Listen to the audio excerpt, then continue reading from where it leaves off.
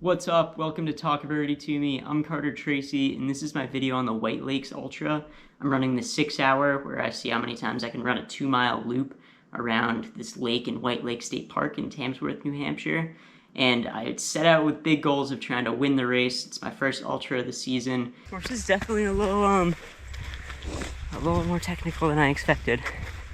So, see a 7:30 pace feel. It's not technical, but like windy, slower. So that 48 miles by Keith Nadeau is looking pretty stout.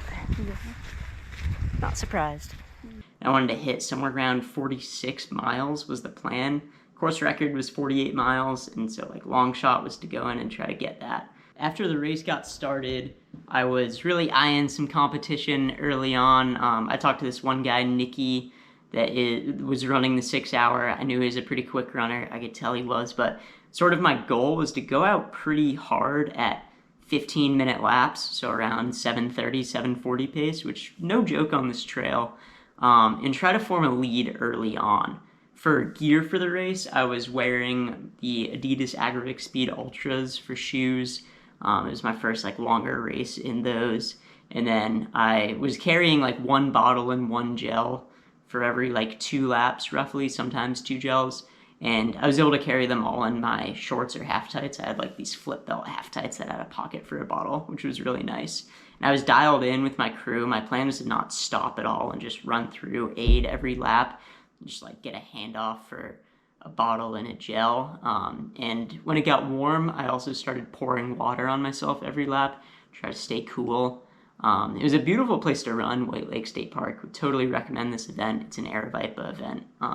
So great support, super fun atmosphere, and it's great to see like 150 or 200 runners out on course. Got to be a little bit of a pain trying to pass them because I was leading the entire race. So I was trying to pass 50 people per lap. Definitely got sick of saying like, coming up on your left, can I pass? Thank you, that kind of thing. But very fun event, and yeah, I was going out based off of my heart rate. I knew from training and past events where like I could hold 160 to 165 beats per minute for a 50K. So my plan was to go out around 160 beats per minute. And I went out a little hot, more like at 164 beats per minute, which ended up being like 740 pace to start out. And the laps were a little shorter than 2 miles, so ended up being like right around 14:30 to 15 minutes per lap at the start. And I progressively faded throughout the day, to be honest. But for the first like 4 hours, I was in that like 15-minute to 17-minute per lap range with no stopping at all, which was awesome.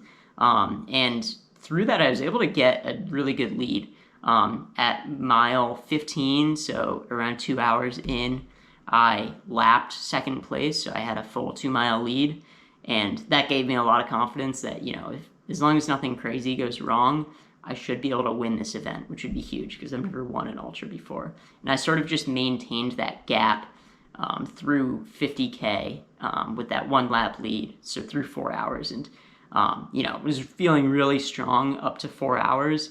And then on my like lap at 30 to 32 miles, started to feel a little bit of pain, started to creep up in there a little bit. Good. Toss it. Oh! Score! How you feeling? How's it going? Good. It's going a little bit, but good. You're doing great. Thank you.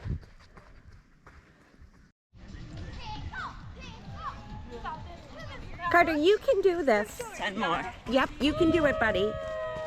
So my pace started to slow down to like 8 to 8:30 per mile after, or like at 50K. And I think I said to my friend John, like, running 50K is always hard. I don't know. I'm not at the point yet where I'm ever going to feel like fresh after 50K, but it's amazing how good I felt through a marathon and then how rough I felt after that. I started getting some pain pretty consistently in the back of my knee. It felt like a tendinitis kind of thing, but I'm pretty sure it was just cramping. And it definitely started to make me slow down a lot, and I still had like 2 hours left at this point, or, an hour 45, and I was getting kind of panicked, like, how am I going to keep moving for so long? But I kept on thinking of just like the current lap I'm in, just try to run every single step of that lap and just, make it to the next lap and see my crew. And, then I just have to go through one more. And like 2 miles seems so doable every time, but it started to get really, really hard. And like, it's early on in the year. I didn't want to like hurt myself. And so I sort of started to get this goal of like, just maintain what I can to win the race. I gave up on my 46-mile goal and was just trying to like maintain my win.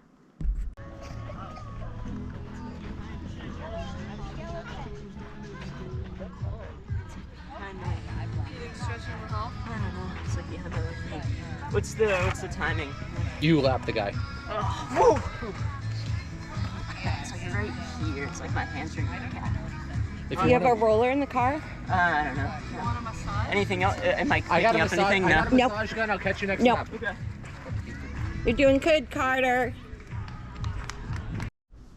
So as you can see here, I'm like definitely cramping up and limping pretty bad. And I went through like 4 laps like this, so 8 miles, just like limping my way through. But shockingly, I was able to run every step when I was out there. Like I didn't stop at all. I was still able to run and was getting like now closer to like 9-minute pace. I think my laps were like 18 minutes for the last 2 or 3. And yeah, it was starting to get really tough. I had to dig deep in this one, but I kept on hearing that second place was still a full lap behind me, but like gaining like about a minute a lap on me. But I was doing math and I knew like as long as I kept on moving, even if it was a walk, I'd be able to pull out the win, which was really exciting. Yeah, so I kept limping away, running, and then when I got to my last lap, I walked a decent amount. It's actually kind of nice for like the whole time I had been passing people and hadn't really gotten to run or talk with anyone. And on my last lap, I like got to talk to the lead female in the 24-hour. I got passed by people finally, and sort of felt humbling, but it was nice to feel like I was like a part of the race culture a little bit more on the last lap, and get to know some people. Because during the race it was awesome. People were like cheering me on and saying like, "Oh, that's like the 10th time you've passed me today," kind of stuff like that, which is fun. But it was nice to be in with them. But yeah, I started limping my way to the finish line, and with about like 3/4 of a mile to go, I was like, okay, I'll run it in, sort of like have a strong finish, and just was super overwhelmed with like how excited I was to get this win at this event, because it is like an Aravaipa event, which was super nice. And they put on great events, especially the race director here and like Patrick Karen was out filming, and it was super fun. But yeah, I was super excited, got the win, pulled through, and everything went great. And it was so nice to see my family at the end. They did an amazing job crewing, and I was stoked. So yeah.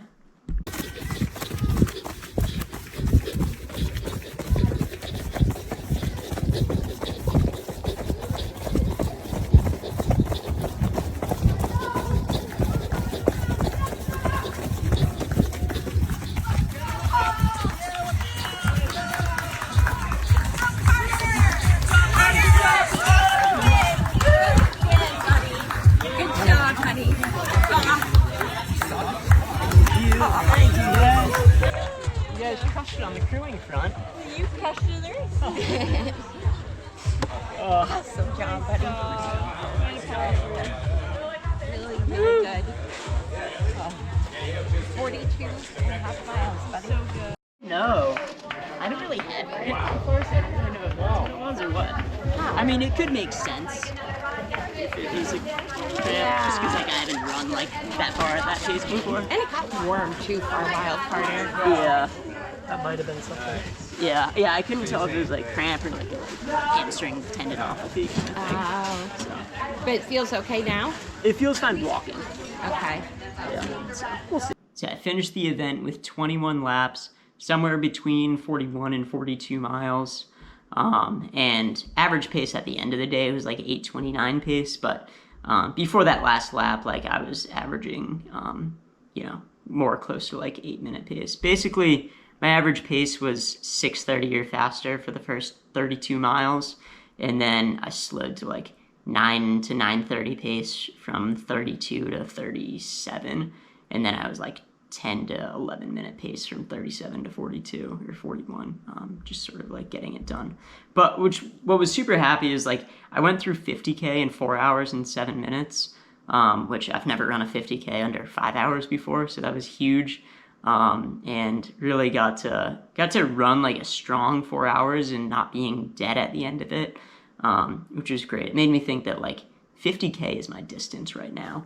And I guess it's kind of made me change my ideas for the rest of the year. But originally I was signed up for the Vermont 100K, and then I decided after this event, like, yes, I could do 100K right now, but I want to get fast. Like, it felt fun to run 50K fast, like under 8 minute pace. And so I'm no longer doing the Vermont 100K. I'm doing a lot of like shorter mountain races in that 15 to 20 mile range, sort of my plan with the White Mountain Endurance Cup. But I gotta show you my award from this race first. I got to win a nice canoe paddle, the 6 hour first place champion on there. That was pretty sweet. Yeah, it was a great way to open up the year for longer races. Up until this point, I'd just done a 5K and a 10K on the year in like March and April. So it was really great to get a nice 6 hour win.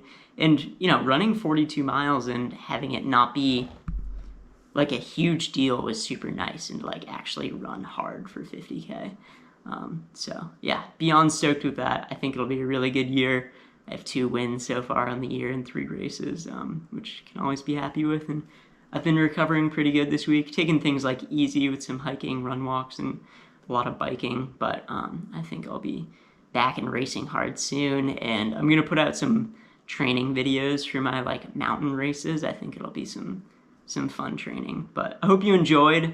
Follow along for the journey. You know, we're only moving up, all right? So yeah, if you enjoyed this, please like the video, subscribe to the channel, and as always, keep on running. Thank you.